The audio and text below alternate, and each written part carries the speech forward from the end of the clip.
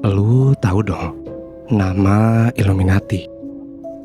Sebuah perkumpulan orang-orang elit yang katanya mengatur dunia dari balik layar. Nama Illuminati ini sendiri jadi salah satu sumber konspirasi yang paling besar di dunia. Ada yang berkata bahwa Illuminati itu diam-diam mengontrol media. Ada yang berkata bahwa Illuminati itu diam-diam mengatur event-event besar di dunia. Bahkan ada satu konspirasi yang berkata bahwa Illuminati nantinya, lewat sebuah event besar yang merupakan settingan, Illuminati akan menghapuskan semua agama dan memperbudak semua orang yang ada di bumi. Konspirasi-konspirasi Illuminati itu nanti akan gue bahas di episode selanjutnya. Sekarang pertama-tama kita harus tahu dulu apa itu Illuminati. Nama Illuminati datang dari bahasa Latin plural, yaitu Illuminatus, yang berarti pencerahan. Nama dari Illuminati datang dari sebuah inspirasi yang berkata bahwa pencerahan diri sendiri datang dari ilmu pengetahuan. Illuminati berawal pada tahun 1776.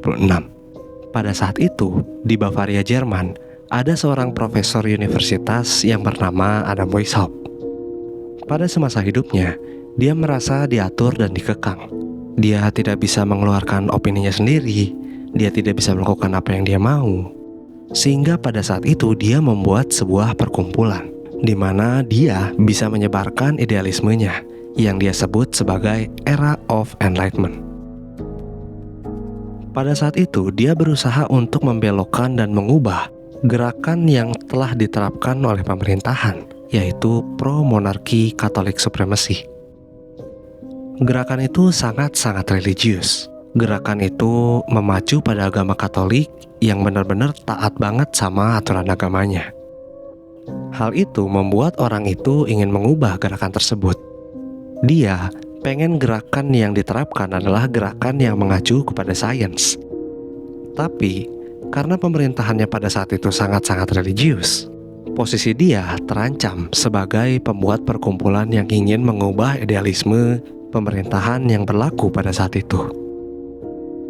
Karena hal ini, dia pun akhirnya membuat perkumpulan yang dia buat itu menjadi perkumpulan rahasia, di mana di dalamnya dia berhasil mengumpulkan banyak banget anggota, yang anggotanya tuh bernama, punya jabatan, punya pengaruh, punya bisnis yang besar, dan masih banyak lagi.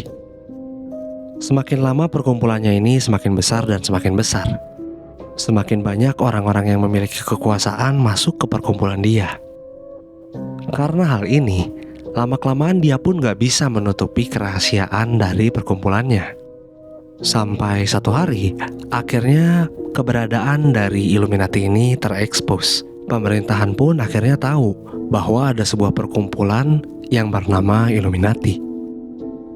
Pada saat keberadaan Illuminati ini diketahui oleh pemerintahan sekitar, perkumpulan Illuminati ini langsung dicap sebagai perkumpulan sesat. Karena pada saat itu pemerintahan melarang adanya perkumpulan-perkumpulan rahasia. Akhirnya kelompok itu pun dibubarkan. Namun bertahun-tahun setelah kejadian itu terjadi, banyak orang yang menuliskan tentang Illuminati. Banyak orang yang berkata bahwa Illuminati ada hingga sampai saat ini. Namun keberadaan mereka sangat-sangat rahasia, yang membuat keberadaannya itu tidak bisa dibuktikan. Banyak orang yang percaya bahwa Illuminati mengontrol era modern ini. Mereka menyebarkan propaganda di media. Mereka mengatur pergerakan dunia, perekonomian dunia, dan masih banyak lagi. Keberadaan Illuminati memang tidak ada buktinya. Keberadaan Illuminati mungkin saja hanya sebuah konspirasi. Tapi, apakah emang itu yang diinginkan oleh Illuminati? Apakah Illuminati menginginkan mereka menjadi sebuah konspirasi, sehingga konspirasi itu dapat menutup keberadaan mereka?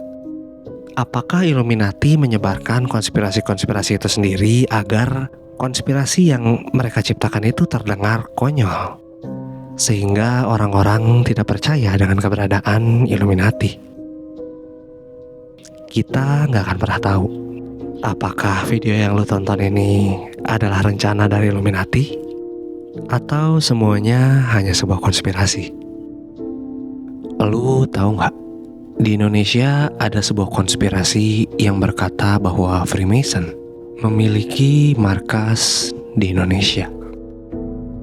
Freemason masuk ke dalam Indonesia pada tahun 1736.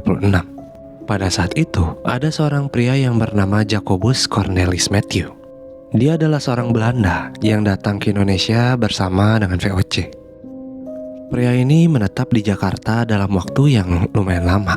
Sampai pada tahun 1741, pria ini membuat sebuah tempat untuk para Freemason berkumpul. Tempat perkumpulan ini, atau dalam bahasa Belandanya loge atau loji, dia namakan La Choise. Di sana, para Freemason bisa berkumpul dan melakukan kegiatan sesuka mereka. Sejak saat itu akhirnya Freemason pun membuat banyak loji. Seperti loji yang terkenal bernama Adukstad Alias. Sebuah loji yang lumayan terkenal, terletak di Menteng yang dikenal sebagai Gedung Setan. Pada awalnya Freemason hanya menerima orang-orang Belanda dan petinggi-petinggi Belanda. Tapi karena satu insiden, seorang jenderal Belanda yang bernama William Daendels memerintahkan untuk pembekuan Freemasonry. Dia melarang adanya kelompok yang bernama Freemason ini. Selama masa jabatannya nggak ada yang namanya Freemason di Indonesia. Sampai saat masa jabatannya selesai, Freemason pun akhirnya muncul lagi. Pada saat Freemason muncul kembali, mereka memperbolehkan warga Tiongkok, pribumi, dan bangsawan-bangsawan Indonesia untuk masuk ke dalamnya. Setelah Freemason mengeluarkan kebijakan barunya, Freemason ini pun akhirnya menyebar sangat luas. Saking makin banyaknya anggota Freemason, sampai-sampai dulu ada sebuah buku yang berjudul Tarekat Mason Bebas dan Masyarakat di Hindia Belanda dan Indonesia. Di dalam buku itu, ada sebuah pengertian dari apa itu Freemason dan list dari anggota-anggota yang ternyata merupakan tokoh-tokoh nasional di Indonesia. Katanya ya, bukan kata gue cuma baca dari internet. Di dalamnya dituliskan nama Raden Saleh, Sultan Hamengkubuwono VIII, beberapa anggota dari Budi Utomo, termasuk ketuanya Raden Adipati Tirta Kusumo. Tapi gue nggak tahu itu dari internet. Kayaknya salah deh, udah nggak usah dipikirin. Karena kan ini cuma konspirasi, jadi belum tentu benar. Katanya pada saat itu Freemason ini mulai mencoba mengkontrol-kontrol kegiatan-kegiatan politik dan event-event besar lainnya yang terjadi di Indonesia. Teori-teori dari mereka yang melakukan hal-hal itu akhirnya sampai ke telinga presiden kita, yaitu Soekarno. Pada Februari tahun 1961, Soekarno pun mengeluarkan keputusan presiden yang menyatakan bahwa dia melarang adanya Freemasonry. Dia melarang adanya organisasi-organisasi yang mencurigakan. Dia juga melarang adanya pemakaian atribut atau apapun yang berhubungan dengan Freemasonry.